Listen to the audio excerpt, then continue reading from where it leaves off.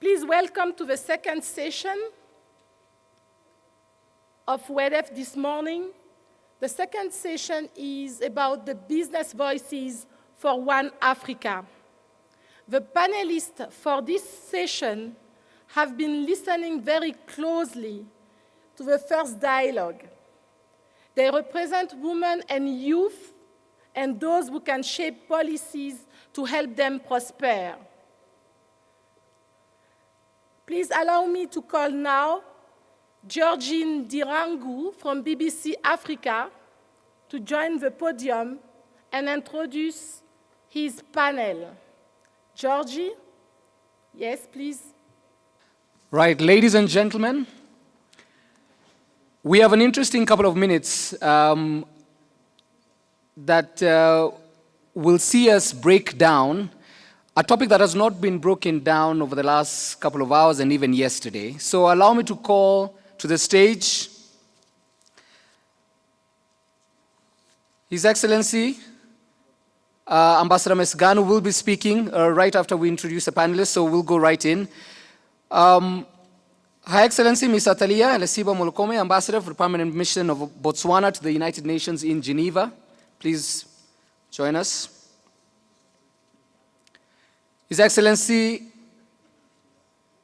Ambassador Mesganu, if you're in the room, you will be going to the podium right after we call everyone, right? That's perfect. So Ms. Navalaya Osembo Ombati, CEO and co-founder of Enda Sportswear, please join us on stage as well. Ms. Mwai Kampesi, CEO and founder of Planet Green Africa Malawi, please join us on stage. Ms. Vera Songwe, Executive Secretary, United Nations Economic Commission for Africa. And Mr. Henok Asefa, CEO, Precise Consult International, Ethiopia. Please join us on stage as well. Right. So I see a lot of familiar faces, but I can promise you we won't have a lot of familiar conversations. Reason being, this session is a bit different from some that have been in the past. Now, before we get into the opening remarks, just to give a bit of context, when coming in the bus today, we were seated with one particular lady, and she asked, "What do you do?" And I said my name, and with BBC Africa. And then we get to speaking, and she asks, "All right, so what do you think of the session so far?" I gave my 2 cents, and then I asked her what she does, and she handles grain and maize and bringing all that to the consumer at the lowest price. So I asked her, what does this mean now if you're going to incorporate all this into the Continental Free Trade Area? So first of all, she said, Africans need to get off their high horse. At that point, felt a bit aggressive. So I asked her what she meant. She said, Africans need to stop thinking that we've started trading now. We started trading before, and we've had systems that have come in place that are not necessarily beneficial to the SME, primarily because some of the elements that we want to incorporate and formalize are some that are not meant to be formalized, some that are meant to stay informal. So of course that conversation is a very huge conversation that we will have today. But the point is, we have a lot that's been discussed, we have a lot that needs to be talked about trade, but we need policy to take just one step back and listen to the business people as they incorporate policy for One Africa. So that's primarily the context that we'll be having today. To give us his opening remarks, please allow me to call His Excellency Ambassador Mesganu, State Minister, Ministry of Trade and Industry of Ethiopia. Thank you, moderator. Madam Fetlework, Minister of Trade and Industry of the Federal Democratic Republic of Ethiopia, Your Excellency Vera Sengwe, Executive Secretary of ECA, Your Excellency Arancha Gonzalez, Executive Director General of ITC, Excellencies, Ministers present here, ladies and gentlemen.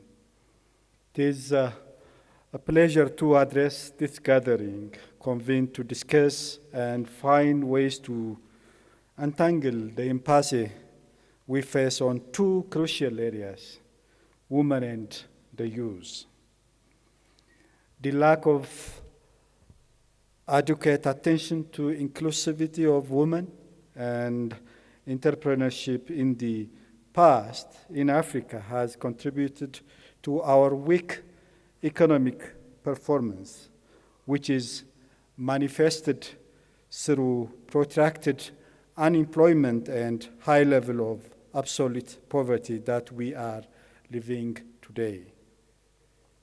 Evidence from decades of research demonstrate that entrepreneurship and micro, small and medium enterprises account for much of the economic growth in the industrialized countries.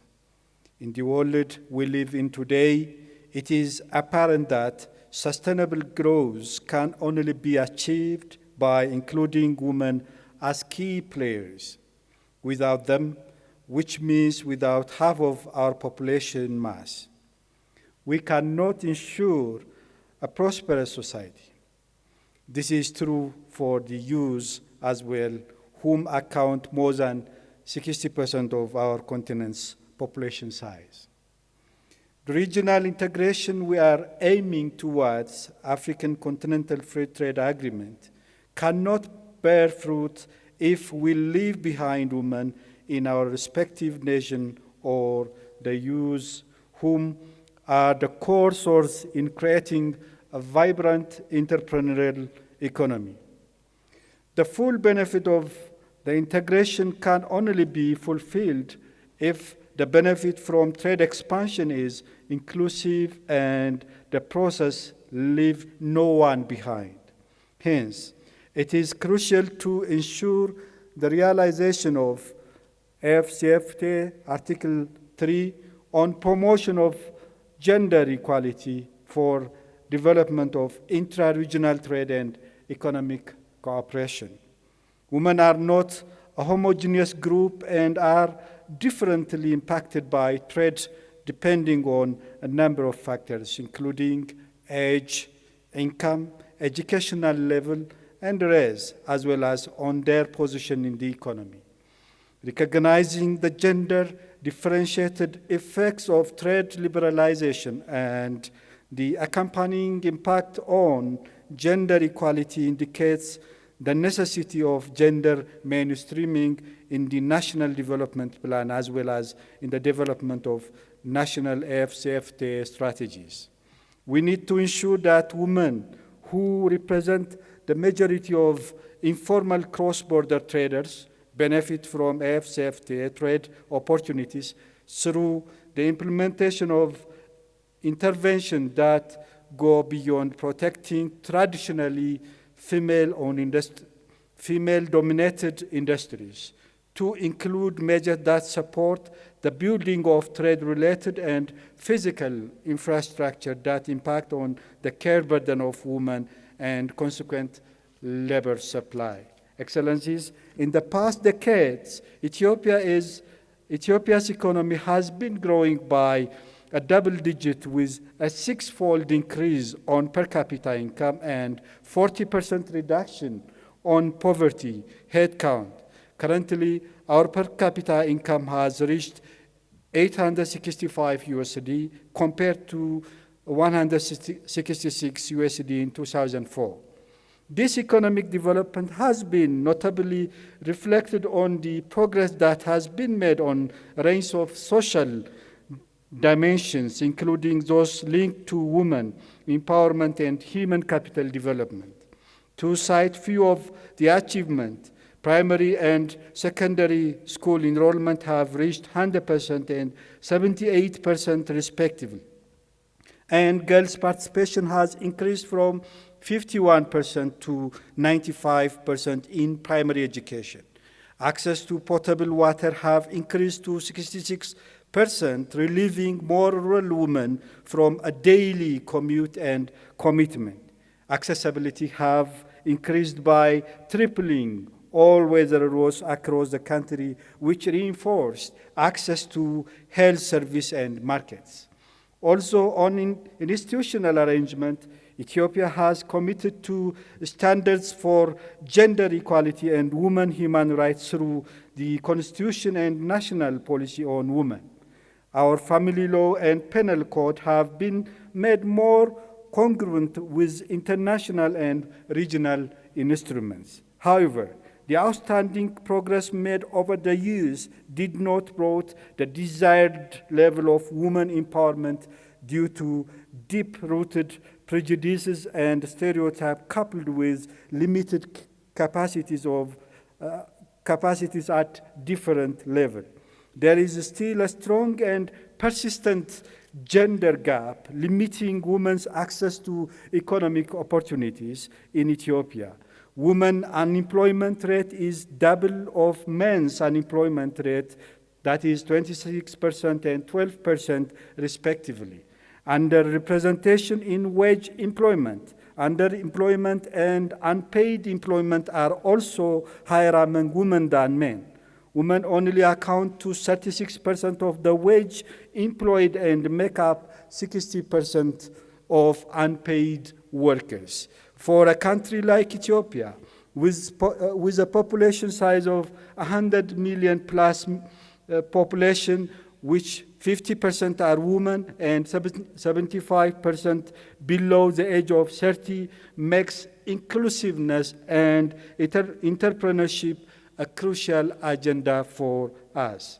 Accordingly, the new economic path set out through the homegrown economic reform puts its focus on inclusive growth, job creation, and poverty reduction. We aim to create 40 million jobs by 2025 and 20 million by 2030. We are very well understood such an ambitious target can only be achieved if we are able to improve the inclusivity of our labor market and foster vibrant growth-oriented entrepreneurship. Hence, it is a high time for us to tackle key restrainers of women empowerment and barriers on overall entrepreneurship landscape. In addition to gender-specific intervention, major entrepreneurial impasses, including lack of access to credit, complex business operating procedures, mismatch on skill, inefficient government bureaucracy should be addressed, and addressing the past socio-economic imbalances are very much important. The homegrown economic reform agenda has also identified this as a top structural and institutional bottlenecks for doing business in Ethiopia, and centered its core objective on job creation and sustainable growth through structural reform focused on easing the business constraints, entry barriers, and sectoral reform to address sector-specific institutional and market failures. Ladies and gentlemen, it is very important that we don't get swayed away with a thought of government being the only solution provider to overcome the challenge we are facing on these two fronts. Rather, it requires multi-stakeholder partnership with active role of the private sector, development partners, think tanks, professional associations, and other concerned stakeholders. The multifaceted and multi-level problem can be sustainably resolved with a collective force of such collaboration. Otherwise, separate silo approach will not bring us the desired outcome we are aiming for. I thank you very much. Thank you very much, Honorable Minister. Without further delay, please allow me to call as well Ms. Vera Songwe, the Executive Secretary at the United Nations Economic Commission for Africa, to give us your remarks. Good morning, everybody. Excellencies, the Minister of Trade and Industry of Ethiopia, distinguished excellencies, my very good friend and colleague, Arantxa. I wasn't supposed to be here this morning, and I spoke with Arantxa from New York, And I thought, it's not possible that Arantxa comes all the way to Addis and I don't come. Plus, we're talking about something that is quite important. But also, at this very moment, we're just about to launch, and I think this is the week because it's the African Union, African Industrialization Week. We're also talking about the pharmaceutical industry at ECA, and so we have 8 or 9 ministers and 100 people from the private sector trying to see how we get the pharmaceutical industry going on the continent. I think all of these conversations come together under the theme of implementing the African Continental Free Trade Area Agreement. When you look at what women can do, and I think then some of the data that we were talking about this morning, 50% of all deaths of children under the age of 5 happen on the continent in Africa. Africa is 11% of the world's population, but we only produce 2% of the world's drugs, which essentially means that a lot of the women, you know, you go through this, what is supposed to be a really exciting process of your life, which is expecting a baby, but then the baby doesn't make it past 5 years old. And part of the reason is because, one, we cannot afford the drugs. 36 cents out of every $100 out of every dollar are spent on out-of-pocket health care. But we just found out there's 66 pharmaceutical manufacturers in the East African region. There are actually certified manufacturers across the East African region. They're actually women manufacturers, and this is one of the things that we're looking at doing, is to see how we can actually get the association, actually the East African community, head of the East African manufacturing community is a woman, and she's over there with us. And we are saying, you know, only a woman can understand what it means to have cheaper drugs so that those kids do not pass away, because a prosperous Africa cannot be an Africa where we lose 50% of our kids before they are 5 years old, let alone before they go to school. And the ones that we don't lose before they're 5 years old, we don't feed well enough because we spend so much money on drugs, we cannot afford to feed them appropriately. So this is why I think, and I want to really take the time out to thank, again, Arantxa, the International Trade Center, the African Union Commission. Actually, Commissioner Almira is over there on the other side with us. Of course, the Ministry of Industry and Trade of Ethiopia. We also had your state minister on the other side, so there's a lot happening today. But I think all of it is about the same conversation. It's about how we empower the continent, how we ensure that on the continent today, we can actually do what is needed to get us to Agenda 2030, Agenda 2063, and ensure that, one, we can improve productivity, because the CFTA is really about creating jobs. There will be no CFTA if we don't first produce something or somebody has an idea. And you heard from my good friend, with whom I had breakfast, so the world is quite small, Ashish, this morning. You know, he has demonstrated that you do not need to go to Tokyo or China to produce, you know, a phone that is sustainable, a phone that can help us. And on that phone, we can now hopefully produce enough drugs on the continent that we can sell them through that phone, and universal health care will become something that we can actually achieve. When we talk about health, I think there are 2 SDGs that we look at that are particularly important for women. Is, of course, SDG 5, which is the gender SDG, but it's also the SDG on health, which is SDG 3. And I think that if we can bring those 2 things together, women and production and good health care, we actually begin to get to a continent that will be much more prosperous, that whose productivity will increase. Arantxa said yesterday, I think, see Arantxa, I had people listening to you and spying on you, that the 3 things that we have been hearing from the past few days are that, first of all, we have to speak with a common voice. And I think that this is part of what we are doing. And one of the reasons why I wanted to be here today was to make sure that, you know, when we speak, and all of us are, and Madam Minister, we are all together, in some sense, we have our titles. But at the end of the day, we are also women, and we do need to keep making sure that when these conversations happen, and Sheda, I heard you too, you know, that we continue to make sure that we find what is the gender angle to it. This morning we were talking about procurement, and you know, it is good to have these conversations and we talk about it and we say, yes, we want to do something for women, but in how many of our laws do we have procurement processes that ensure that women will be part of that. Because still on the continent, businesses depend a lot on government procurement. So even in the pharmaceutical industry, the government buys most of the drugs, first of all. So if the government has in its legislation that at least 15% has to be bought from women-owned businesses, then you're putting your money where your mouth is. And I think that as we look at our laws and as we start, and Kenya has, for example, and that's the beautiful thing about Africa today, is we don't need to go outside the continent to find good examples. We have them on the continent. So you have countries like Kenya that have now procurement processes and procurement laws that say you need to procure from women. In the beginning, people would say, well, we can't find the women, but lo and behold, you find too many. And then people say, there's a lot of them, and there are many of them. So I think this is part of what this kinds of fora should be doing. It's saying, yes, how can we make sure that our policy environment is also there and conducive for women? I think Ambassador Mizgana talked about the ease of doing business. The ease of doing business, every time there is a constraint to doing business, it is not so much more constraining for the male gender. It is much more constraining for the woman, because the woman has a lot more that she has to put as effort into getting, opening an account, into getting a business open. So when you make starting a business difficult in any country, it means that you've just made life even more difficult for a woman. When you make getting connections to electricity or getting connections to water difficult, it means you've made it even more difficult for the woman who is next door.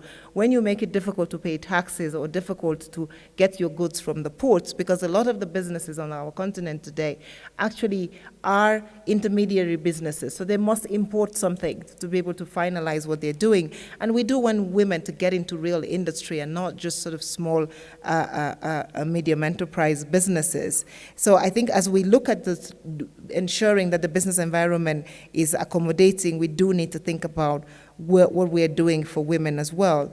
The second thing that Arantxa said was actionable outcomes. We do need to make sure that when we have these forums and when we talk about women, we go out there, as we're doing now in the pharmaceutical discussion, we find the women in business in the pharmaceutical sector, the women in the supply chain, and the CFTA, we continue to repeat, is one, it's a huge investment program for the continent, but it's also a building of a supply chain. So I take again the pharmaceutical sector because that's what we're talking about this morning. You know, if we can get spirulina from Kenya and then you get another base metal from Uganda, and you produce it, and Ethiopia has just opened a pharmaceutical free trade zone, you produce it in Ethiopia, then you can sell it to the rest of the continent. That is what the CFTA is about. It's not about we're going to produce everything in one country. It is about building this regional supply chain where we get the countries that are specialists in different things to do what they do and do it best. And I think that is how we build an economy and a continent that will be effective. Secondly, when we do that, we have to make sure that we meet the standards, the global standards. And as part of doing the CFTA, competition on trade is not going to happen because we're trading one good with the other. The world is going to get into how good is the standard of that, of what you're producing. And so we do need to work on standards. We need to harmonize. We need to ensure that as we ratify the CFTA, we should also ratify the different protocols that allow for standardization and allow for harmonization. What the CFTA has done is allow us that platform to be able to work towards this kind of harmonization. But now we need to go one step further and ensure that it is actually done. And I think that is what Arantxa was also talking about when she means actionable outcomes, is to see, can we actually standardize these processes? An important part of that standardization process is how you standardize technology. Because as we build on the CFTA, we're going to start trading mostly on platforms. People will trade with people they have never met, because they will just trade on digital platforms.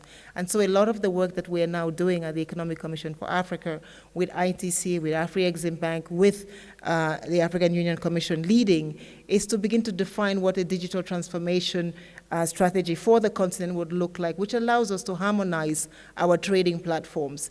And I think one of the things that Ashish was talking about at breakfast today was that he's now on his phone platform trying to figure out how he can get credit scoring. at very, very cheap rates. You know, the best credit scoring system that we have today comes from China with Ant Financials and Alibaba, where they can, you know, Alibaba talks about this 310, and I was telling Ashish he has to do it, he has to do better. 310 is you take 3 minutes to apply for a loan, 1 minute is how long it takes for them to process it, and 0 is the number of rejections that they get in China. I think with the kinds of platforms that Ashish is now putting together, he is now going to help us hopefully go towards that process. But it allows us to standardize credit ratings, but also not just standardize it at a very high level, but to bring it down, I think, to the small and medium enterprises where we find a lot of women. Just last week, many of us were in Nairobi, Kenya, celebrating the 25 years of UNFPA, and also talking about Beijing plus 25. Beijing plus 25 essentially is, you know, what has happened since Beijing when we went for women's economic empowerment. However, we know that the World Competitiveness Report, and I think some of the work that Arantxa has done, also with the brilliant report that she just finalized with all of us in it, so this is internal publicity, shows that at the current rates, if we do not do better in terms of women empowerment, it's going to take us another 120 years to get to some kind of economic equality. We cannot wait 120 years. Even Agenda 2063 gets to 2063, so we would even miss that target. And I think that once we have partners like ourselves in the room together as women, we have to start saying, what is it that we need to do? How do we go back to Beijing, which is going to happen in March next year, and say 25 years later? The African woman I learned 2-3 weeks ago as we were celebrating ICPD 25 here in Addis, essentially we're the ones who put economic empowerment on the Beijing agenda, when at the time many people were talking about rights. But African women were already forthcoming in their thought and thought about rights. And I think that as we talk about economic empowerment, we must look at it as the next stage of how we give African women more rights. We know that investing in African women is good business. We know that investing in African women is how we deliver the Africa that we want. We know that investing in African women, and this is statistics, we've done a lot of work on it, so this is not just sort of emotional conversation. African women businesses offer you a return that is 20% higher than our male counterparts. We love them very much and we want them to stay in our businesses with us, but we know that you should invest much more and much faster in African women business. But we have all the statistics. If we do not actually do it, it will not happen. And so I think as the Economic Commission for Africa, working with Arantxa, working with the African Union Commission, and everybody else, when we talk about the CFTA, we will make sure that we make a space to make sure that African women's businesses, one, are highlighted, that we make the space for preferential treatment. I am a believer in putting targets to some of these things, because if we do not put targets on how much women businesses will do better as we work on the CFTA, we will never be able to meet that. And so I think this community is that community that should begin to set those targets and say, where do we want to go with African business? Where can we find them? And it is amazing. I mean, whether you go to Eritrea or you go to Sudan or you go to a DRC, a CAR, it is the women that are holding these communities and the societies at the small and medium enterprise level, but they are not able to rise. And at the ECA, we're launching something called the African Women's Leadership Fund, where we're going to start building women fund managers to ensure that women can also be on the other side of the table giving out the resources, and so that they can also prioritize women, because every action in this supply chain that builds towards the CFTA and helps to empower women is going to be particularly important as we go forward. So once again, I want to thank Arantxa for coming here, for doing this. We are beginning to launch the CFTA implementation phase. We've launched the trading platform with the Afri-Exim Bank. We're now doing the work with Arantxa on the Trade Observatory, and I don't know, Arantxa, if you've spoken about this, but I think on the Trade Observatory, we should make sure that you have a space, and we will work with you to see what women are doing and where the women businesses are as part of how we roll out the CFTA. And Madam Minister, of course, thank you for hosting this conversation, and I look forward to hearing the debates on the panel. I may not stay with you all day because I have to run back to this pharmaceutical pooling, but just to give you a sense of it, it's $14.7 billion of drugs that we import. It's 6 million jobs, essentially, that we forfeit every year because we are not doing the right thing. So again, we're trying to say to ourselves on the other side, how do we do that? Can we begin to change the landscape in that conversation, and how do we work forward? So even though I have to run a little bit, I will be with you in spirit. Thank you very much.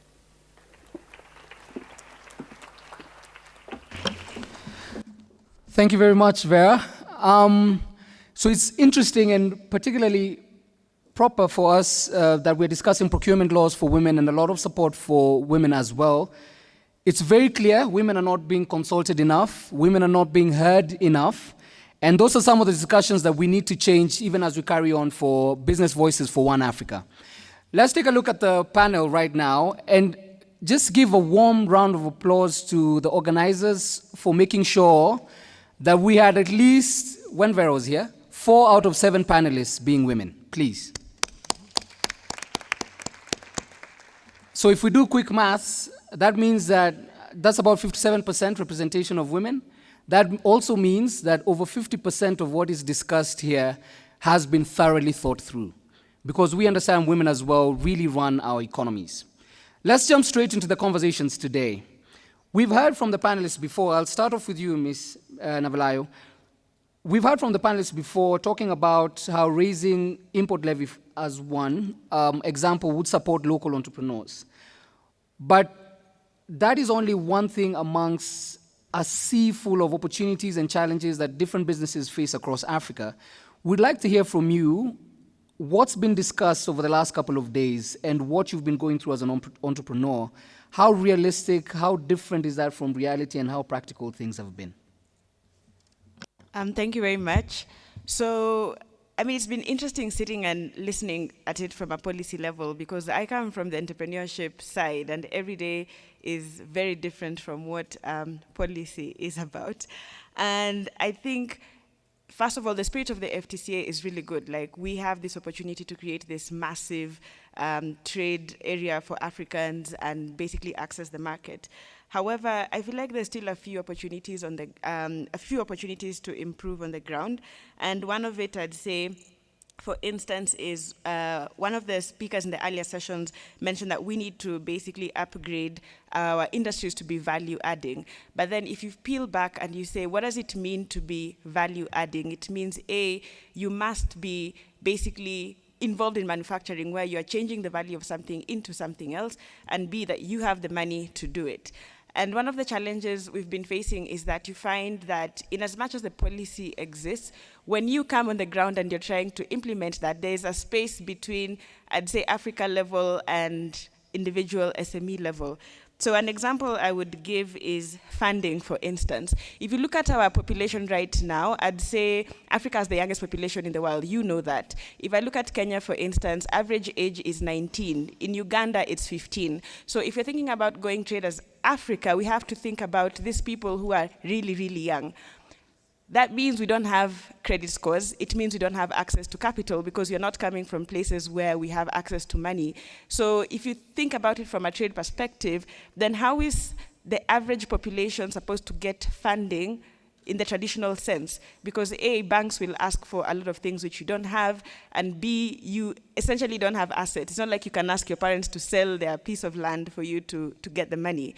So we have to be very innovative. In my instance, my company had to raise money through crowdfunding. And crowdfunding wasn't necessarily our first option. It was the option we fell to because we felt we were in a corner, so much so that we had to be innovative in how to raise money. So when we think about those policies, I'm just basically saying, on the ground, you have to look at who is the African population. We are young. We don't have access to funding. We don't have access to assets. So we have to be creative in terms of how do we get that population to access the funding, to do the value addition, to benefit from AfCFTA. Perfect. So that's a nice segue. Before we go to our next entrepreneur, let's just move the conversation just a bit further. Mr. Henok, you're a founding member of the Angel Investor Network of Ethiopia, the first angel investor network in the country, right? we've heard it before. Assets, very impractical. Capital, very impractical. Methods of traditional financing, some of them not available. What are the opportunities and what are the options that people should be exploring from a realistic point of view? Some people don't even have a structure or a format to bring to any financier. How do you approach that? People meaning entrepreneurs? Yes. So I'm going to speak a little bit more on the experience in Ethiopia because our experience is very much skewed towards Ethiopia. In most of our countries in Africa, the environment for financing is quite constricting. Within Ethiopia, it's even more constricting because policies are different between our countries. And in our country, the policy decision that was made many years ago was that the country needed more investment in long-term growth enhancing infrastructure, which basically meant there was less money for the private sector. There were many schemes and policy decisions made to ensure that a big chunk of the national savings actually was invested through state enterprises into infrastructure. Now, there's nothing wrong with that. It is building long-term growth opportunity for this country, and the groundwork, I would argue, has been laid for many years of growth. But at the same time, every country in the world successfully grows and empowers its population. Just like a bird, it needs two wings to fly. And those two wings need to work in coherence. And this has not happened very well in our country. In fact, the public sector and private sector in our country is like watching a Tom and Jerry cartoon sometimes. Trust is a very hard thing to build, and without the two collaborating, long-term sustainable growth is going to be difficult. So in the financing sector, for us, we started the Angel Investment Network because we saw so many obstacles for financing for small businesses and a very difficult business environment, one of the most difficult in the world right now. So if we factor in Madame Songwe was speaking about how women and youth have it even worse. So if you look at the financing scheme for young people where, for instance, our banks, basically our financial sector only consists of banks and insurance. There is nothing else available. So, and the banks are wholly dependent on collateral. So right there, you have just canceled out 50% of the population and 70% of the population, which is the majority. So it's very hard for the young people to get access to financing because there's no collateral. And then it is, for the women, in many cases, culturally, the men tend to dominate the household and have control of the assets they could actually leverage for lending. So for us, it's a big challenge because the entrepreneurs that we're trying to support, because the young people coming up now, years of investment in education, years of investment in connectivity, even though it's not perfect, has now created a layer of young people coming from the bottom, some of whom are really, truly impressive entrepreneurs. And we see the talent out there. What we don't see is the ecosystem and the infrastructure there looking forward to supporting them. So as I mentioned earlier, 70% under 30 years old, average age is 17 in Ethiopia, and women, about 50% of the population. So what we're talking about is all our policies should actually be this is the mainstream. We're not talking about young people and women as a group somewhere on the side that we need to include. Young people and women are actually the country right now. So my argument is that you need broader policy rearrangements to actually make these people, these groups, the core of policy, the growth, the core of our approach to a prosperous future. So what do? We've basically created a network where entrepreneurs, mostly Ethiopian entrepreneurs, quite a bit of us coming back from the diaspora with some real experience in the financial sector and helping to grow young people. We are providing small amounts of money. What we're really offering much more is the coaching and the counseling and the connectivity to allow them to navigate a very difficult and treacherous business environment. That's fantastic. So fantastic context from both panelists. Let me now ask the two of you, how business has exhibited proof of concept, Ethiopia and Kenya, the athletics giants in the region. So, of course, sports well within what we'll be looking at. You have the money, and she's managed to ramp up her credit score within her country. What would we need now for you to have a discussion, the two of you? If you were to have a conversation with her, if she would want to have a conversation, what would that entail? It's already starting to happen, by the way. There's all of these forums for early stage investors that are starting to happen. There was one in South Africa just recently. One of our partners was there.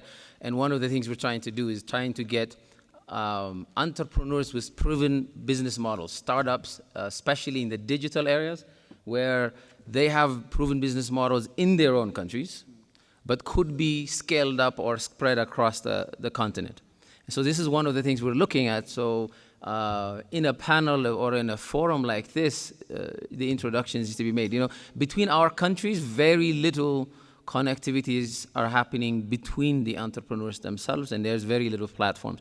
Another angle we try to follow is incubators and accelerators, which are starting to take a foothold in Ethiopia, and they are starting to create linkages with incubators and accelerators across the continent. If we're looking at overall stuff, just I'm going to say one thing and leave it there. In terms of creating cooperation and cross-border business, while we are very excited about the African Free Trade Area, we really need to remember nothing is going to happen just because that's signed. There is a ton of work, ton of policy work that needs to be done, including infrastructure and connectivity, that will allow us to, if it takes me more money to ship a container of products, shoes or leather or manufactured agricultural products from Addis to Nairobi, then somebody from New York to Nairobi, it doesn't really matter what kind of free trade area we're going to put together.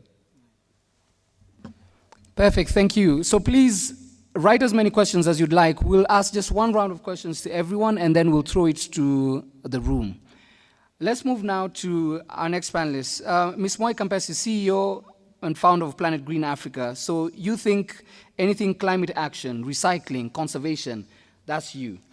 But within that same realm, you have to battle between the business element itself and the conservation and the community bit of it, some of which might be conflicting. Tell us your story. Thank you. Thank you very much. Specifically, narrow it down to the business that I'm doing in Malawi. So what we're doing is providing an alternative cooking fuel to charcoal and firewood. As we know, coming from an African background, charcoal and firewood have been the biggest challenge in causing differentiation across Africa. And at the moment, 50% of the differentiation is caused by cutting down of firewood and charcoal for fuel for cooking. So what we have done to bridge the gap between these two is to look at the fact that we cannot move through this alone. We need the community to be part of the solution, for them to understand and be part of the progress of moving forward as our partners. I like to call them partners because from our perspective, from what we are doing, we are incorporating them to be part of the solution as our distributors, which is the traditional way of doing the business as it is in Africa. So we're not taking away the fact that this is something that they're used to doing, but we are also incorporating them in the business to say, look, here is the problem, we found the solution, but we're not taking away the fact that this is something that is economically empowering for you as well. So we're moving along the same trend while solving the problem as it is. Right. When we were discussing the debriefing session, one of the issues we asked was, whose mindset is it tougher to change, the consumer or the business person? The biggest is the consumer. Because at the end of the day, low-income earners, if I'm going to go to somebody and say, take care of the environment, take care of the tree, I don't think I'd be making sense to be telling somebody to take care of the trees if they don't have food on their table. They'll look at me and they'll be very surprised. The first thing they want is to have food on their table. The second thought for them is, where am I going to source the fuel to do this? So now the mission is to get them an alternative and a mindset that they will be buying this alternative not as a solution, but as cheaper alternative. So for us, is providing an alternative that would automatically blend into their daily routines as an alternative, not as a solution. Because somebody in my country who is earning less than $1 a day who is not going to think about the environment. So the biggest challenge now is changing the mindset of them. Just to add on to that, because I feel like I also face that challenge, but from a different perspective. So for us, we make running shoes in Kenya with Kenyan athletes selling them to runners around the world. And one of the things I found also about mentality is not just about it's basically the mentality of Africans that foreign is better. So that if a shoe is made in Africa, well, maybe I should go out and buy something abroad and bring it here, and then maybe I can buy yours just to support you, you know? So we don't have that mentality that we ourselves make great products for ourselves and for the rest of the world. And also in the context of the AfCFTA, you have to think about the mentality of the existing African relations. So for instance, what does it mean for Kenya to trade with Tanzania or for Kenya to trade with Ethiopia? There is that mentality that some countries are in a better position than other countries. So why should we trade with you when you're going to come in and take our jobs and do something like that? So we also have to think about changing the mentality of thinking about Africa as a whole, as opposed to, I mean, the reality is that we are nationalistic, but if this thing is to happen, then we have to also figure out how do we change the mentality so that we see that we're in this boat together as Africans, as opposed to Kenya competing with Ethiopia and Tanzania. If we keep that mentality, I don't think it's going to work. Perfect, thank you. Thank you very much. Honorable Minister, I'll come to you to discuss about nationalism and that protectionism, just to get your mind around what Ethiopia is doing. But allow me to throw it now to Excellency Ambassador. We've heard about two things: mindset for the consumer, the cheaper option, and what exactly it means to have made in Africa. We'd like to hear your thoughts on what the two entrepreneurs have said, maybe from a Botswana perspective and also understanding a collective voice across Africa. Well, thank you very much. Just to say that I'm really excited, I'm elated to be on this panel and to be hearing from the voices of young people, and if I may be forgiven, two young women who are engaged practically on the ground in doing business, who are confronting the obstacles and challenges that we already knew, I think, all these years, that when you start to move towards, ensuring that women trade more, whether it's in my own country, in Botswana, in SADC, or in Africa, they are going to come across. And so I really believe very strongly, and I agree also with my neighbor over here, Henok, that we, as policymakers, we must listen to these voices. I think some of the governments, certainly my government, has been listening to the voices of young people. I think the figures are there. They speak for themselves. You've quoted them. Majority of our populations are youth. They are women. And we have known this all these years. And we have designed policies that are not targeting.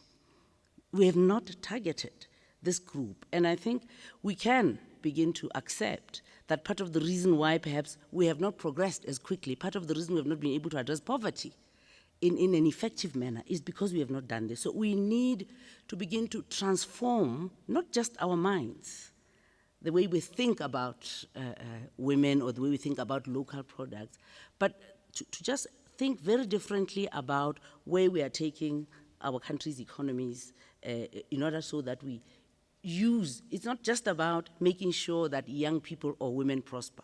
It's also about making sure that they are involved in the very solutions, in the policy making. And in my own country, we have tried, and I don't think we have done perfectly well in this respect, but we do try to consult young people and women in finding out what is it on the ground that you are doing, how are our own policies responding to what you are doing. And we have had some feedback which has challenged us, once again, to think about the mindset change of our own policymakers. And so I accept, I think, everything that they have said. This is a wake-up call. We need to sit down. I know many countries have started to think in this way, but now we need to think together as a continent.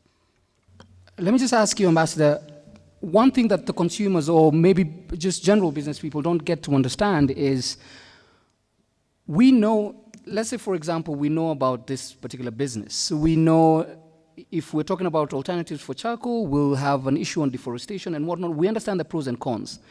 When you go to discuss it in parliament with politicians and whatnot, what don't we, as the citizens and general people, not understand about the systems, political systems, where we demand so much and you're not able to deliver even if you want the best interest for the people? Not everyone, but what don't we understand? Just help us understand why things just don't go through. Look, one of the things that I think and I feel very strongly about, and we in Botswana I think feel very strongly about, is that we need to democratize our societies. You know, a government of the people by the people necessarily requires that the people know that they are the government, that they have a stake, that the resources that the government has and is using actually belong to them, and that the government is accountable.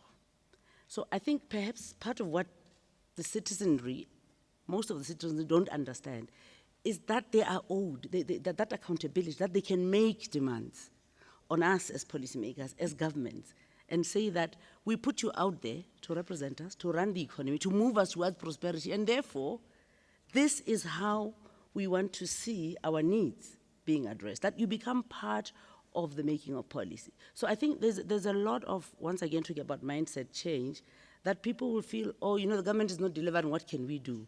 But they forget, and I think just to go to your question directly is to say that what we are not understanding is that governments are not doing us a favor.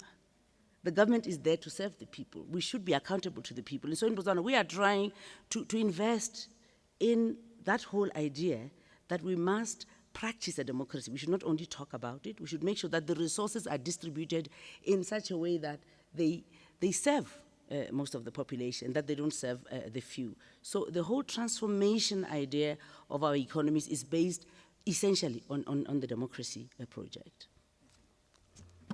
Thank you. Thank you very much. Let's talk about Ethiopia for a bit. Ethiopia has, and it's very evident even from the airport, or when you have some beer left and you want to leave, and you cannot change your beer and get your dollars back and go back to your country, right? So some of those are some of the challenges that would make an investor think once, twice, three times before they invest massively in the country. We'd like to hear your view on protectionism and that unilateralism that we were talking about earlier, and what it means now when we spoke with Haile Gebrselassie, for example. He has 3,000 employees across the country. Almost all of them are locals, right? So when we talk about One Africa, we understand the essence of supporting and building Ethiopia, but what's the opportunity for anyone else coming from outside? Thank you, George. It is quite important to address, especially to support the private sector, to create more jobs. In terms of, as you said, now when you see the private company, the private investment, the foreign direct investment flourishment in Ethiopia is a recent phenomenon that really moved our economy forward. And we need to strengthen this policy of focusing on supporting the private sector and the private investment. The government is fully committed and aware of the role of the private sector in terms of expanding our economy. As you said, the government is recently under the homegrown economy. We are very much focused on improving the ease of business doing. As you said, our economy has been expanding, and we've had FX shortage and improving our macroeconomic environment is very much in the reform agenda, and increasing our capacity to earn, FX improvement, improving the financial sector. These are key areas that the government is taking measure. As you said, yes, I mean, there is a lot of number of cumbersome procedures and bottlenecks, especially with regard to the financial sector management. And the government is very much committed improving that as well.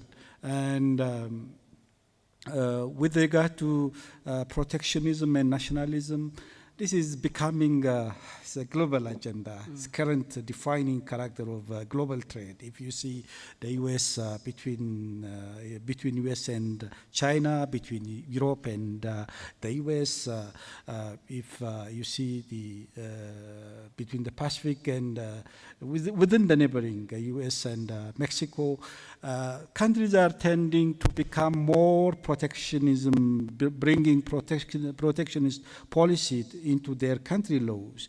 But the global trading community is very good.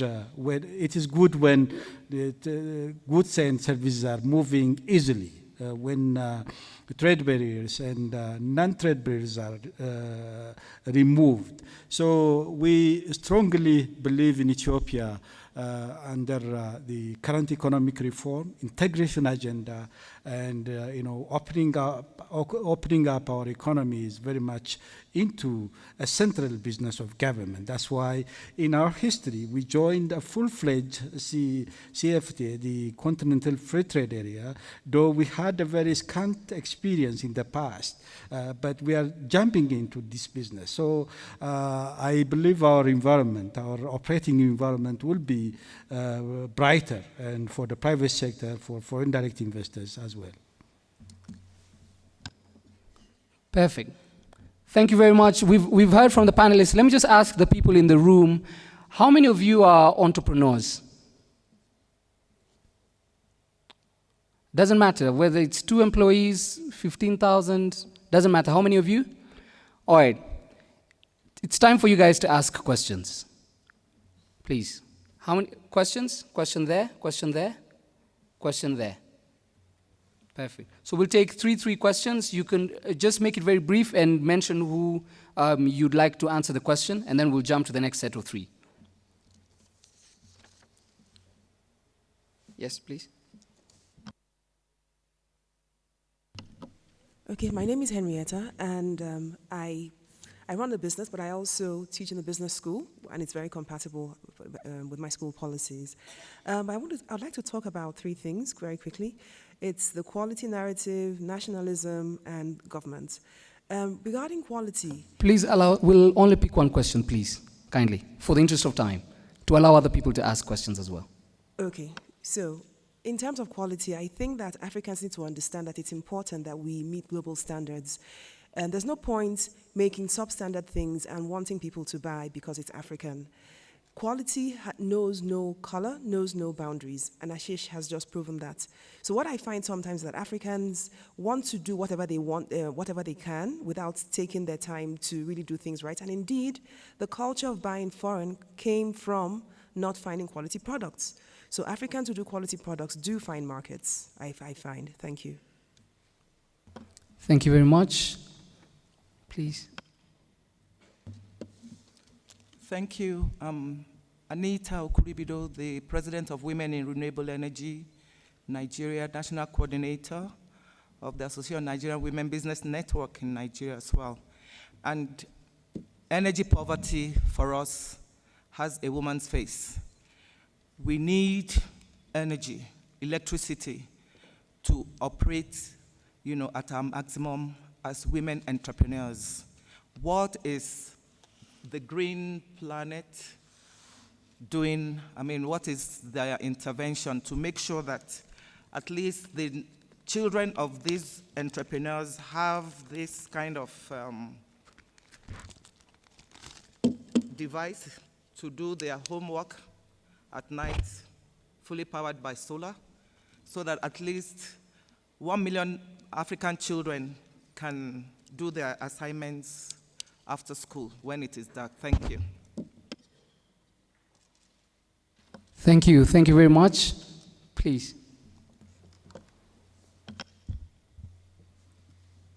Merci tous les membres. Je viens de Djibouti.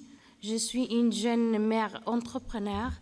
Et là, je vais demander en général pour les femmes entrepreneurs qui n'ont jamais eu l'occasion ou l'accès pour faire les études. Et là, je demande en général pour ces femmes-là l'accès au financement. Merci tout le monde. Perfect. I don't know whether you caught that last part. Yes, right, you got that. So maybe you could start with the last answer to the last one. Yes. Well, I think that's a very important question, and I want to link it back to the participant from Nigeria who said that energy poverty is a woman's face. I think yesterday in the SheTrades, we spoke a lot, SheTrades Global, and I think the Honorable Minister this morning confirmed that the vast majority of our populations are female, that there's a lot of poverty among women, and I just want to tell you that in my country, we have programs that are actually focused at empowering women in the economic sphere so that we'll have grants, not just so that, because that group of women cannot go to the banks. You already said that in your presentation. So I think that we do need as governments, even though we can't do everything, we need to invest there as well, where we can at least give some seed funding to women who want to start businesses and so on. And I believe, to your question, that these kinds of innovations, I know she's working on the energy side, on the cooking side, but on the electricity side, the lighting, and so on, I think once again, it is those are basic responsibilities of government to provide energy, to provide light. Those are services that we must, in this continent, now begin to take for granted, because we owe them to our people. And you need to target those communities where we know poverty is ripe. So I think that really, that would be what I would answer for now. Yeah, thanks. I just wanted to add a little bit to the energy point here. One other thing that's true about our populations in Africa is that we are disproportionately rural. Within our country, 76% are smallholder farmers. That means they're dispersed across the country. And the fact that they don't have access to energy, not just a constraint for young girls and young boys to read, but also economic opportunities are denied to them while they wait this expensive grid to come to them. In fact, in many ways, you could argue Europe and North America are moving towards decentralized renewable powers while we're moving towards grids. It's kind of the opposite direction. And it is really a policy issue that countries need to look at, because it does offer an opportunity to leapfrog the way we did by using mobile phones across the continent, the way we did by starting to use digital financial systems to leapfrog over branches. Energy could also do the same thing. Rural populations do not have to wait for the grid, the expensive grid, to reach them. 10, 20, 30 years, it is really unfair for them to wait that. Ms. Mai. Thank you very much. I'm really glad that you asked that question, because Planet Green Africa is like one umbrella where our main goal is to recycle, reuse, and reduce. And we specifically have a product that gives children and kids going to school access to that kind of solar lamp. So what we do is, as a green solution company, we recycle plastic waste, which is also a major problem across the globe. We recycle plastic waste into a textile and then sew it into a plastic school bag. So what we do is we incorporate a solar panel on the school bag, on the flip of the school bag. So as a learner walks to school, it charges. And when they come back home, they can take out the solar, and then they're able to study and do their homeworks at night. But the only challenge that we're facing is our end users cannot afford those bags. So what we need is partnerships from government, NGOs, to be able to purchase those bags from us and to distribute in the schools. So far, we've distributed over 2,000 school bags through the same model in our country. And the impact is big because children are now able to do their homeworks they've improved in school, and also even the parents are able to save money that they could have otherwise used on kerosene lamps. They're now able to save because they're using up to 30% of their income to spend on just using candles and paraffin. So that is another aspect that we are tackling in Planet Green Africa. Thank you. Thanks for that. There was a question on standards, quality value products. I know you have something to say about that. Yeah, absolutely. I think the question on quality is multifactorial, right? Like there is an element where you find that a majority of people are not able to bring up the goods to a specific standard, leave alone even knowing what the standard is about. But there is also another factor where, in my opinion and in my experience, that people still have a mentality, I don't know whether it's the legacy of colonialism, I'm still trying to understand it, that if it is from outside, it's much better quality. It is linked with the fact that maybe some of it is not of good quality in Africa, but I have come across really great entrepreneurs that have really great products. They just lack the market access. And when I compare the quality of my products with what they're providing, I would say it's pretty global. Like the quality is good, it's long lasting, like I buy from them and stuff like that. But I'm just saying, like from my perspective of basically saying, here are running shoes made with the best, made in conjunction with the best athletes. And the first question is not even, can I see the quality? The first question is it that good? You know, like there's already a presumption that the quality doesn't meet the other global standards. And I'm basically saying, it's fine if they see the product and they say, I don't like the quality, but already by the time you're meeting the African consumer, he already has a mentality that it's not that good. So it is a different factor, because I do accept that that is an issue, but I'm also saying that there are other issues that affect it. And so changing mentality is about addressing that, basically saying, how do we get people to have better standards? But at the same time, how do we get the mentality to shift from basically thinking what is outside is better than what is inside? Just to add to that point as well, we do also have the standards bodies within our different countries whose work we should also keep them very accountable for that. Let's pick maybe 3 other questions. This side, do we have any from this side? One there. There's one in the middle. In the middle. Yes, one there. Yeah. There's a lady in the middle. Where? Right.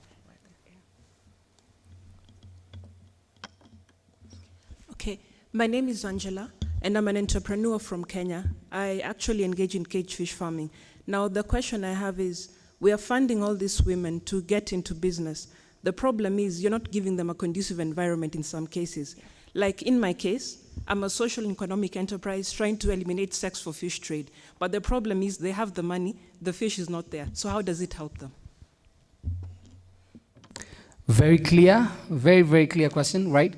This is the fifth woman asking, and then the 6th question from a woman as well. We're doing really well with representation. Alors, bonjour. Moi, je suis Hafsatoula Maranaba. Je viens de la République de Guinée. Je suis la fondatrice et la directrice de publication du site actualitéféminine.com.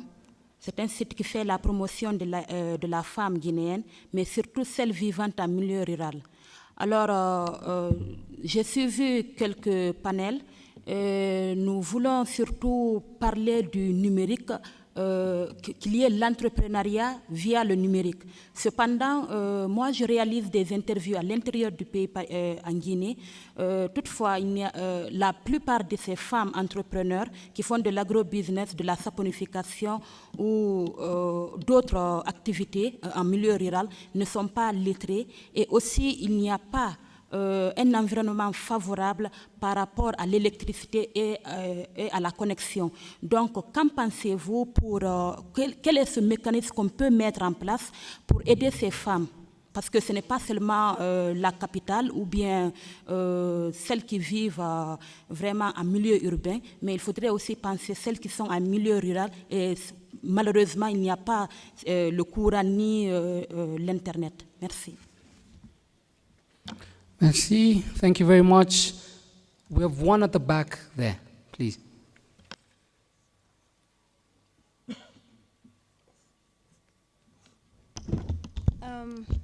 Sorry. Good afternoon. Good afternoon. I think you can hear me. I'm a banker, and as I sit here, I'm wondering, Ethiopia, perhaps I can use your example. So we are talking about attracting foreign investors, and I was talking to some of my youth colleagues here, and I was saddened to know that we cannot open bank accounts here. So it's kind of like you've closed your economy in a way. So my question to the ambassador, the state minister, I think if you're talking free trade in Africa, the first thing you want to do, because there will be money moving, the investors would want to know that there's due diligence done by the local bank. What are you doing to that effect? Because I think you can be an example or a role model for opening the borders. And when they ask the Africa we want, I think we would want a borderless digital economy that money can move, and also the cost. For us, we bank, obviously, SMEs, a lot of SMEs. And as you can imagine, these SMEs, they need a cheaper way of doing business. And banking, transactions is one of the hindrance. So I would want to hear from you. Thank you. Thank you. Thank you very much. Ambassador, so that question, actually it was an Ethiopian question, but asked to you. So I think, Honorable Minister, you'll come in as well. But let's hear from the Ambassador. There was that question, and then one on we're funding women to get into business, but the environment itself is not conducive. So I don't know whether you could speak on that demographic and also this on free trade. Yes, I think Minister over there is also ambassador, so that's what the line is ambassador as well, yes. No, I just want to say that I think those two questions really go to the crux. You are talking about the basic needs. You are saying, how are we helping you as a woman out there when the environment is not conducive? And I want to go back to my first point, is that this is not just about assisting women entrepreneurs. It's about, you must lift the standards of living of people in your country. I think that is our responsibility as government, is to grow the national cake and to be a democratic country that considers as its primary responsibility to lift, invest in education, invest in good health, invest in infrastructure. You talked about women in the rural areas. The targeted programs we have in Botswana on women economic empowerment, you don't have to deal with women who are necessarily well educated, but where they are successful exactly because we have invested in education, we've invested in good health facilities, that women are healthy enough and literate enough to even begin to think about being entrepreneurs. So I think that those questions go to the basis. Secondly, I think the programs for young people in Botswana that we have invested in, we've learned some lessons from that as well, because it's not just about handouts, giving young people or women grants and money. We are reviewing them now, actually, to make sure that we learn from the lessons where, for example, and I'm going to challenge young people here and say sometimes the young people's businesses who get these grants, they tend to, the failure rate is very high, either for two reasons. Part of the reason is that there's a lot of consumerism, immediate expenditure, buying cars, and we as governments, our criteria are not, how shall I put it? We don't really analyze the proposals enough to then say, is this a bankable project? Is this something that is going to work? And we also need to support, once again, talking about then, making sure that, the young entrepreneurs know what it takes, issues of quality. So that's what we are working on now. We've moved now from this idea of quantity of saying we're going to give money to different projects, youth and women. We are saying, what is it that has worked here? Why hasn't it worked here? And therefore, where do we need to begin to support young entrepreneurs and female entrepreneurs to come up so that we can address many of the issues that are being raised here? And I think ITC and other organizations very important in this respect. All these Geneva-based organizations, I believe, those of us who represent our countries in Geneva, these are the real things, issues of traditional knowledge and so on, so that we make sure that we also assist young people with IP, with registering their innovations, such as your innovation, and then helping you multiply that, going, upscaling and making sure that you may be an innovator, but you may not be a business person. So we need also to bridge that gap. And these are some of the issues that we are in Botswana are looking at that I hope that we can discuss with other countries and learn from each other. Thank you. Ambassador, Honorable Minister. Yes, one of the key areas that the current economic reform focusing on is the financial sector reform. So with the joining of the CFTA and also improving our service sector to attract more foreign direct investment, the financial sector reform is, we believe, going to play important role, and this is under consideration by the government. Right. So on the issue about basically creating an environment that works for local enterprises, I 100% agree with the lady who asked the question, because I feel also in this context of the AfCFTA, there's when I see it, I see different layers. There's basically people talking about how do I come into another African country and do trade, right? So essentially, we're looking at it from a foreign direct investment, and foreign I mean like another African country. But I feel like what's being forgotten is what are the national policies that are helping SMEs jump over to become the FDI investment in the other country. Because, so for instance, I'll give an example of my business. So I do manufacturing for export.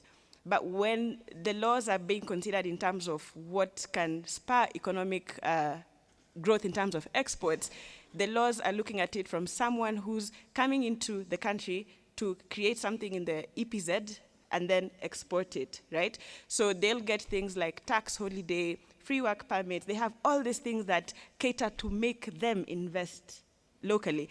But I, as a business, when I basically say, I want to get into the manufacturing sector and also export, then the law says, well, you have to have a physical factory in the EPZ zone for you to benefit from this. And going back again to the issues we're talking about, lack of capital. So I'm like, hey, I am actually doing contract manufacturing. I'm doing everything that the foreign direct investor is doing, but I cannot benefit from that because the government never really saw a situation where a local business is actually growing into an EPZ business and then becoming an FDI in another country. So what happens is that you have all these amazing things for foreign investors, and when you come to local, then you have barriers that are essentially life and death to your business. So for instance, just another practical example, if I am exporting, most of our African countries, we basically do zero-rated exports, right? But when you're importing, you have to pay taxes, unless you're an EPZ, so we don't benefit from that. So when I'm importing raw materials, I basically have to put up capital from my business to become basically as taxes, right? And when I'm exporting, I'm supposed to get that money back so that I put it back in the business. But then we also know we're not that efficient in terms of just the whole process of getting money back to the business. So what happens is that you have a local business that is essentially doing the exact thing that the government wants, but however, we don't have cash flow because our cash is tied due to bureaucracy, right? So it just feels as though everybody is looking at this trade from the aspect of how do I go to another country? How do I source from another country? But we're not really looking at how do we make our local businesses become the businesses that are actually doing that. Because if we fail to do that, then the people who benefit from this are multinationals. It wouldn't be us because we are just basically, the infrastructure doesn't support that. Thank you. Fantastic breakdown, at least life experiences as well.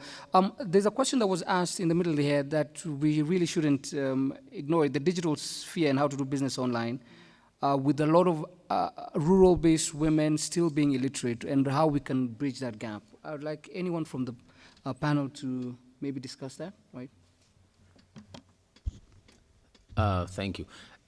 I actually think digital technologies are the answer to a lot of these challenges we're facing. In terms of inclusivity, I was mentioning earlier about how connectivity in Africa was sped through the use of digital technologies, which is the mobile phone. And now it's happening in the financial sector.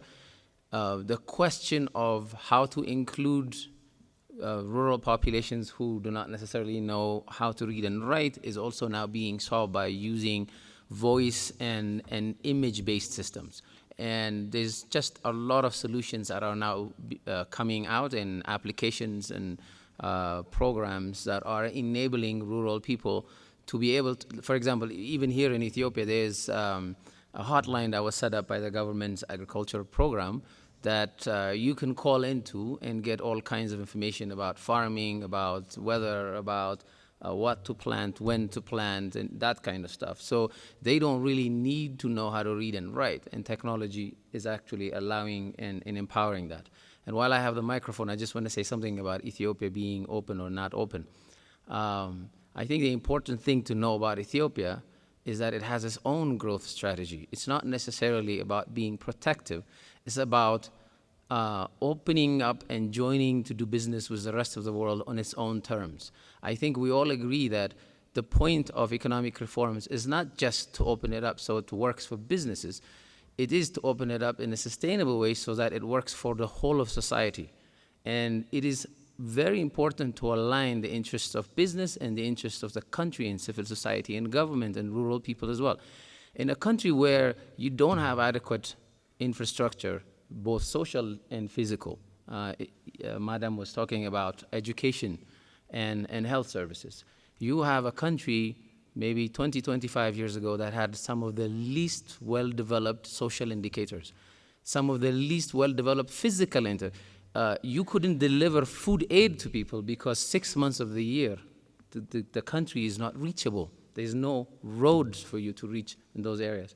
So what Ethiopia did is actually put together a strategy to overcome that, and because it's just, if you just open it up, where your local private sector can grow and make money on the domestic market but not compete globally, what you will do is you will create a small number of rich entrepreneurs that don't necessarily, excuse me, that don't necessarily move the country forward. So I say this because it is extremely important, and we overstate this sometimes, but I didn't hear it enough today, that each of our countries and continentally, we need to have our own strategies based on our own realities. It is not about not opening up. I think every single part of Ethiopia's strategy eventually planned opening up. And as Ambassador Misganu was talking about, that is happening in Ethiopia right now. So what I'm saying is I don't necessarily agree to some of the economic strategies the Ethiopian government implemented, but I rather have a policy that we own and we create, that we create errors in, than just adopt blanket policies that don't work. And I think that's important. I want to emphasize on. And despite all of these things, I think some of you will agree with me here that Ethiopia's growth record over the last 15 to 20 years is the envy of the continent. I would also say that foreign direct investment is also on the rise, not on the decline. So try and reconcile the two. Thank you. Right. So thank you very much. Yes, please. Particularly because we'll take that as your parting shot as we wrap up. I know you wanted to remain with your sentiments as well, and you could give us your parting shot. You could give us your parting shot as well, yeah. No, I think to that point, really, I think since we are here talking about the continental free trade area, and I agree, each country has its own peculiarities and idiosyncrasies and so on. But I think that as we think about the continental free trade area, let us see that, of course, also as a challenge. Because if you look at the experiences, you've just recounted the experience of Ethiopia, I can recount the experience of Botswana and some of the smaller countries within SACU and SADC. I think we just need to be careful that we make sure that as we talk about the continental free trade area, that we keep these things in mind and make sure that this opening up is not going to benefit big countries and marginalize further the smaller countries like ourselves, that whatever policies that are adopted, we must really practice what we preach and make sure that we don't send each other confusing signals. Otherwise, the continental free trade area is not going to become a reality. It's just going to become another, talking point. Secondly, I wanted to go back to Ms. Ombati. You know, you described exactly an experience, a lesson we learned in Botswana. This thing about encouraging foreign business to come in. A mine closed in the northern part of Botswana, and we had lots of unemployment there. So we had incentives. We were trying to attract everybody from outside, and it was very difficult. We had incentives and tax breaks and all that. Guess what? The majority of the people now who are actually the startups, the companies that are investing there, are local companies, and we are giving them the same advantages that we were offering to the companies from outside. So thank you very much for raising that. It is a lesson that we in Botswana learned, and we see now that our local entrepreneurs are prepared to invest, and we support them by giving them the same incentives and advantages. So that's something that can work. Thank you very much. Thank you. To the lady who asked the question, I'd just like to ask you, do you feel more convinced now to set up your bank here? Yes. Of course, I understand every country has its own challenges, but I think it's food for thought. There's a way you can leverage technology. But yes, I agree with both of them that yes, they have their own growth strategy. But yes, I'm more convinced. I like Ethiopia a lot. Yeah, I'm from Kenya, by the way. I work for a Mauritian bank. Karibu. He said Karibu. Yes, fantastic. Honorable Minister, please, you could just wrap things up. Thank you, George, once again. Especially the energy issue that was raised previously. I want to add a few points. Energy diversification in Africa is a key issue due to the off-grid society, the rural community. What we've been doing in Ethiopia is diversifying the energy source. So this is a very key enabler for indirect investment, job creation, and rural electrification. And African government should, put a huge emphasis on, diversifying the energy source. That means empowering rural women. And most of our rural women spending much of their time collecting energy, firewood and everything. And so in that context, it is very important to really put a deliberate policy, focus on diversifying our energy source. Secondly, financial inclusion. And in Ethiopia, if we see our local banks, we have women banks, and to support women entrepreneurs and women in business. So putting a deliberate policy to support women to empower their capacity in terms of the financial sector participation. That is very, very important. I thank you. Thank you. Thank you very much. Let's hear from you, and then Ms. Navalai will give us the last remarks. I would just like to make a conclusion to say that when policies are being made, they shouldn't just end on paper, because at the end of the day, what we need is implementation.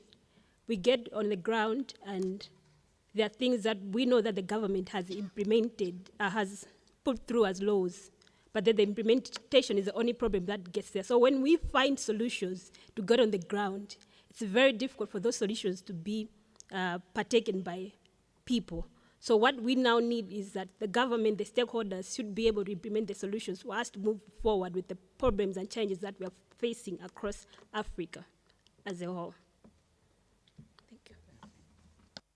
Thank you. Final words.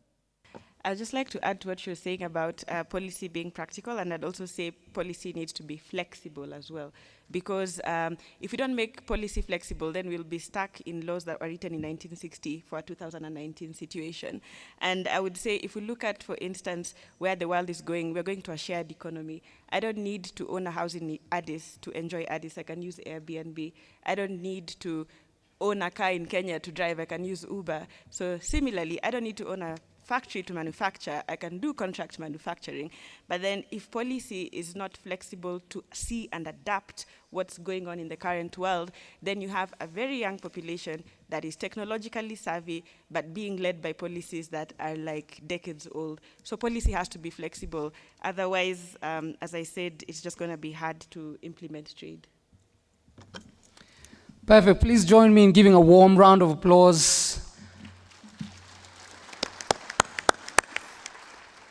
The reason why we started with the two entrepreneurs to my left and right is because the session was on business voices in Africa with, of course, policy and governments just taking one step back to hear what businesses have to say. And we've wound up the session with them also to the same effect. So Ms. Navalayo, Ms. Mwai, Mr. Enoch, Ambassador Atalia, and Ambassador Misganu, thank you very much for your participation. And to the audience, thank you very much. I've been your moderator, George Ndirango. I'll be back tomorrow, but we really do appreciate your participation, even to everyone who asked questions, and to that one person who has now turned into a believer. Thank you very much as well to everyone. Thank you.